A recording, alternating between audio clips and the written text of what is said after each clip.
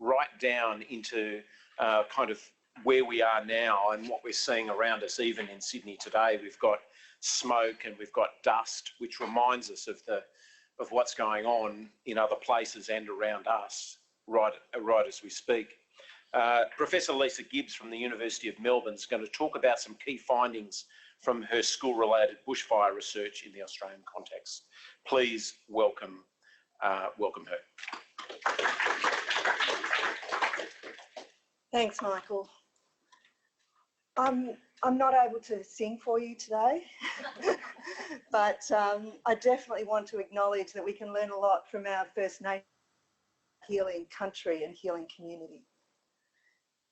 Would you like me to explain this image? So these are friends of mine, young friends, brothers, Jesse and Sam Holden. They have a festival act that is now unfortunately called Brothers on Fire. But they had to evacuate from their home in Candelo in New South Wales, and they spent almost a week at the Bega Showgrounds as part of the evacuation there, and decided, well, maybe they should entertain people who are there watching and waiting. And so they did their act, and they also ran workshops in juggling and circus acts while they were there. And I just think it's such a great example of how young people can make a really important contribution in times of disaster. But of course, balancing creating opportunities for young people to do that, we also have to be mindful of their safety, and not just their physical safety, their emotional safety as well. In our research with families and young people in years after the Black Saturday fires, we found that there was a really common thread through the stories for all ages of young people of a loss of a sense of safety and stability. And that was something that we were really mindful of when we looked at what was being delivered for children, because it does seem to be something that was being overlooked, and I'll come back to that. And obviously, schools have an important role in this regard. This is a school that was actually burnt down in the Black Saturday bushfires, and we've got a long-standing relationship with the principal of Middle Kinglake Primary School and have learnt a lot from her. But in our research, not just with Jeanette, but with many school staff, principals and department staff, we learned about the quite dramatic changes in the school environment after a disaster, in the years after a disaster. And the fact that really, while yes, you are still focusing on learning, it has a secondary role to restoring well-being in the students. And so in a sense, there's almost a flip in priorities. Obviously, you always want to care for your students, but the needs are so much greater in this context. And also the needs of families. Teachers take on a really important role in supporting families beyond what they would normally be expected to do, and arguably beyond what they have been trained to do. So really important community hubs that require extra support in this context. And we've been sharing, also important to recognise that has mental health impacts on staff as well. And a clear trend that we saw was that school staff did tend to prioritise the needs of students and family over their own needs, and there wasn't a lot of self-care strategies in evidence because of that.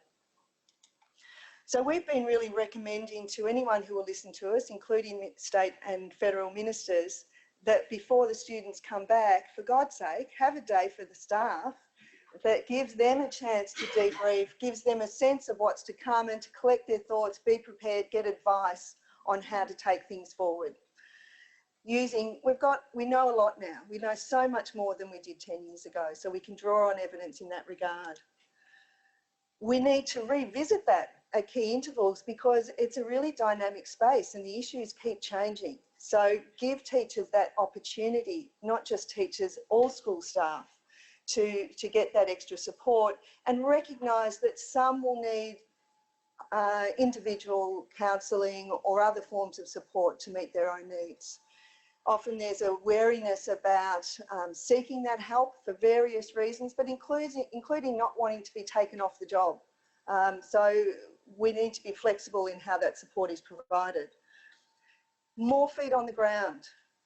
So many more demands on schools. The existing staff are really important because they're familiar and they have relationships with families and community, but they need extra support. Not necessarily paid support. It could be retired teachers coming in. It could be student teachers needing to gain experience. We can be creative about how that happens, but let's think about that extra resourcing. And interesting that I've been hearing from Jane earlier, can there be flexibility in standard reporting for schools, please? And not just in the first month, but, you know, in the first years afterwards. And as a researcher, we also have been recommending that if we're implementing these strategies to reflect what we've learned, let's also evaluate that so we can learn from that further. When we look at the needs of students, a really striking finding jumps out at us. In a state-based analysis we did, we found that students in bushfire-affected schools did not progress as expected in reading and maths. And we're about to release findings about how that has extended to secondary school 8 years later. So quite profound impacts. We need to be thinking about social, emotional and learning programs in schools, and I know all of you already get that. But there is evidence to support you in that. Some of the work we have been doing is trying to build evidence about, well, what does make a difference? And I've selected this one as an example, the ALVA program, because it's very relevant. It's an arts-based approach that teaches students to use art to help kids connect with their emotions, to understand the difference between public and private emotions, and to understand that others in their behaviours are driven by their emotions as well. And it's shown to be a very promising program in disaster-affected schools much later than the timeframe we're talking about. But the other reason I think it's really useful to us is what we found was that the teachers in being trained in this approach benefited from it themselves.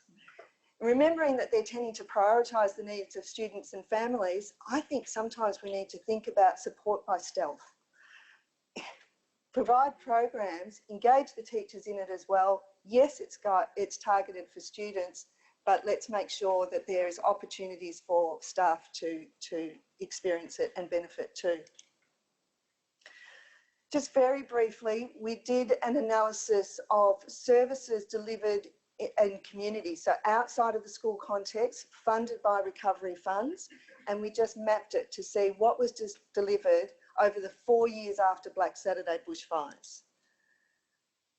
We looked only at programs for children and teenagers, and what we found was that the little ones really were overlooked. So let's not do that this time. A really important learning this time. We used this template of settlement for refugees and looked at how relevant it was in a post-disaster context. It's a really important reminder of what domains we can be thinking about when we're looking at providing support.